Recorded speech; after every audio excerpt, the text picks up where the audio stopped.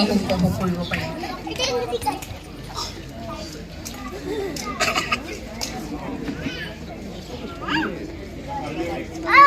আজি মোৰ শাৰীৰিকভাৱে মই বৰ অসুস্থ, বেছি কথা ক'ব নোৱাৰোঁ, বেছি সময় থিয় হৈ থাকিব নোৱাৰোঁ। কিন্তু যোৱা 23 এপ্ৰিল তাৰিখে বিশ্ব কিতাপ দিৱস আছিলে। সেইদিনা মই এটা পোষ্ট দিছিলোঁ। সেই পোষ্টত মই আশা কৰিছিলোঁ, মই লিখিছিলোঁ সৰু সৰু কণমানি ল'ৰা ছোৱালীহঁতক নিজেই ভাবি ভাবি দি আছোঁ, অ'ন ইণ্টেলিজেঞ্চ, AI নহয়, অ'আই যেতিয়ালৈকে নহয়, AI আপোনাক কেতিয়াও আৱশ্যকতা আছে, সেই কথা মই নক'লেও হ'ব। সেই বস্তুৰ সঁহাৰি মই মাত্ৰ আমাৰ কাউন্সিলৰ বাইদেউ শ্ৰীমতী বাসন্তী কলিতা বৰা, তাৰ বাবে মই তেওঁক ধন্যবাদ জনাইছোঁ। আৰু মই আশা কৰোঁ যাতে আপোনালোকে এই ক্ষেত্ৰতো এটা পদক্ষেপ লয়।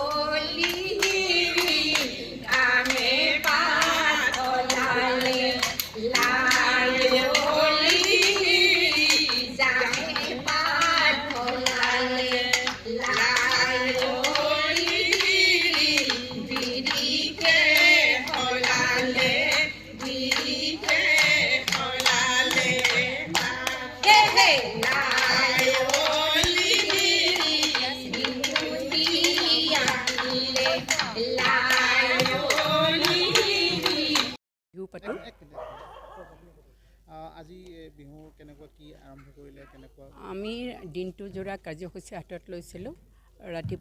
ৰাতিপুৱা নহয় মানে 1টামান বজাৰ পৰা আৰম্ভ কৰিছিলোঁ ল'ৰা ছোৱালীৰ আৰ্ট কম্পিটিশ্যন। আৰু আমাৰ মহিলাৰ মাজত পাতিছিলোঁ, পুৰুষৰ মাজতো পাতিছিলোঁ। পুৰুষৰ কিন্তু কম্পিটিটৰ নোলালে কাৰণে আমি মহিলাৰ মাজতে পাতিলোঁ এক্সটেম্পৰ স্পীচ। আৰু দেখিছাই গোটেই আমি বঁটাখিনি বিতৰণ কৰিলোঁ। আৰু এতিয়া আমি 5টা বজাৰ পৰা কালচাৰেল শ্ব' আৰম্ভ কৰিম। তাত চব থাকিব, বিহু ডান্স, নৃত্য, গীত, বিহুৰা গীত,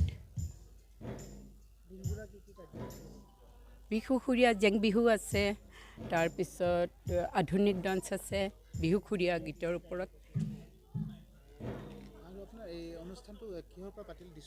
আমি দিছপুৰ জোনাকী মহিলা সংঘ, এইটো আমাৰ 90 চনৰ পৰা এই সংঘটো আছে।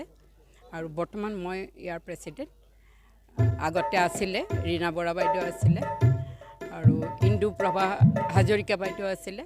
আজি আৰু কিবা নতুন মানে কিবা বেলেগ থাকিব নেকি, বাহিৰা আৰ্টিষ্ট কিবা প্ৰগ্ৰাম থাকিব? নিৰ্মালী দাস থাকিব, আহিব তাই। কিমানমান মানে মানুহ হয়? এতিয়াতো অলপ আন্ধাৰ হোৱাৰ লগে লগে ভৰি যাব এইখিনি। পিছলৈ আমি বাহিৰলৈ উলিয়াই নিম, কিন্তু এইখিনি ভৰি যায়। আৰু সম্পূৰ্ণভাৱে মহিলাৰ দ্বাৰাই এই অনুষ্ঠানটো হয়, মহিলাৰ দ্বাৰাই কৰা। দিনটো আমাৰ আৰ্ট হ'ল ল'ৰা ছোৱালীৰ, তাৰপিছত এয়া মহিলাৰ মাজত এইটো হ'ল ইমানেই। আৰু ডান্স হৈছিলে সৰু ল'ৰা ছোৱালীৰ মাজত, ডান্স